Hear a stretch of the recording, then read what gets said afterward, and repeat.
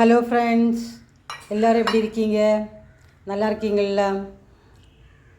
நம்ம channel subscribe பண்ண எல்லோருக்கும் ரொம்ப நன்றி. இன்றைக்கி நம்ம வெண்டைக்காய் விழுக்கு எப்படி செய்யலான்னு பார்க்கலாம். இதுக்கு தேங்காய் வேண்டாம்.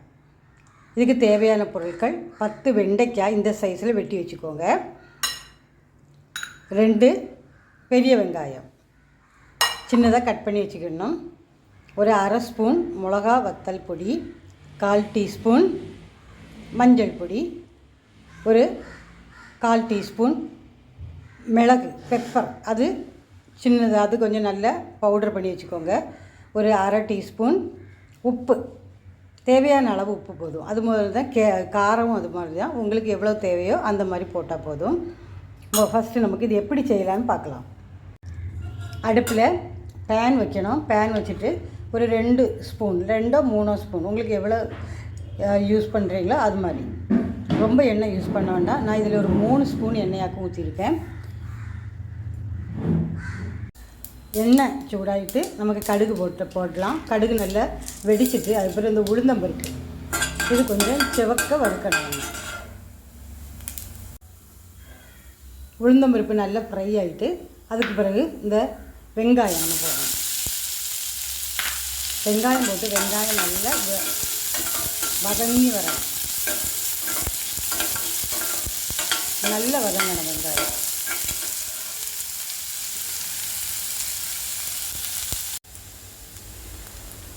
வெங்காயம் வதங்கிட்டு அதுக்கப்புறம் நம்ம இந்த வெண்டைக்காய் போட்டு நல்லா மிக்ஸ் பண்ணணும். மிக்ஸ் பண்ணி ஸ்லோ ஃப்ளேமில் வச்சு நம்ம இதை குக் பண்ணணும்.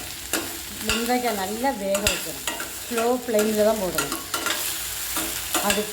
அடுத்து ஸ்லோ ஃப்ளேமில் நம்ம வச்சு இது நல்லா குக் பண்ணணும்.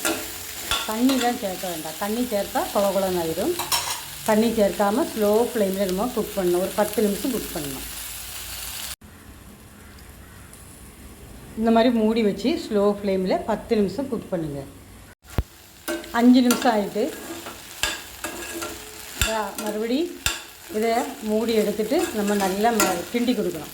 பார்த்தீங்களா, வெண்டைக்காய் நல்லா வெந்துட்டு இன்னும் கொஞ்சம் கூட வேகணும். இனி கொஞ்சம் கூட வெந்த பிறகு நமக்கு மஞ்சள் பொடி, மிளகா வத்தல் பொடி, உப்பு எல்லாம் நம்ம சேர்க்கலாம். இனி மறுபடியும் மூடி வச்சு வேக வைக்கணும். வெண்டைக்காய் நல்லா வெந்துட்டு நம்ம இதில் கருவேப்பிலை போடணும்.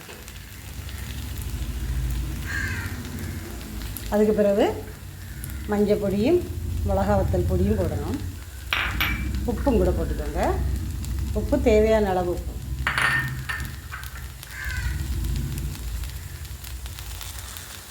பெப்பர் பொடி அது கூட போடணும். அது கூட போட்டு நல்லா மிக்ஸ் பண்ணணும். மறுபடியும் நம்ம இதை மூடி வச்சு கொஞ்சம் நேரம் வேக வச்ச போதும்.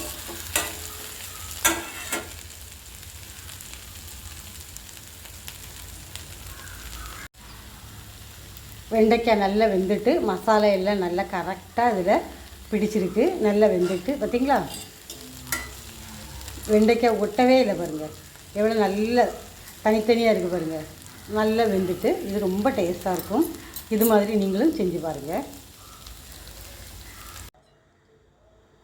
வெண்டைக்காய் விழுக்கு ரெடி ஆகிட்டு. இது நமக்கு சாம்பார், ரசம், எல்லா குழம்பு கூடயும் நம்ம இது சாப்பிட்லாம். மத்தியானம் லஞ்சுக்கு சாப்பிட்லாம். நல்லாயிருக்கும். நீங்களும் இதே மாதிரி ஒன்று செஞ்சு பாருங்கள். இதே மாதிரி நீங்கள் வெண்டைக்காய் விழுக்கு நீங்கள் பண்ணுங்கள், சாப்பிட்டு பாருங்கள். எப்படி இருக்குன்னு சொல்லி கமெண்ட் பாக்ஸில் நீங்கள் கமெண்ட் செய்யுங்க. ஓகே, எல்லாருக்கும் வீடியோ இஷ்டப்பட்டிருக்குன்னு நினைக்கிறேன். உங்களுக்கு வீடியோ இஷ்டப்பட்டிருந்தால் லைக் பண்ணுங்கள், ஷேர் பண்ணுங்கள், இந்த சேனல் சப்ஸ்கிரைப் பண்ணுங்கள். தேங்க்ஸ் ஃபார் வாட்சிங். பாய், see you.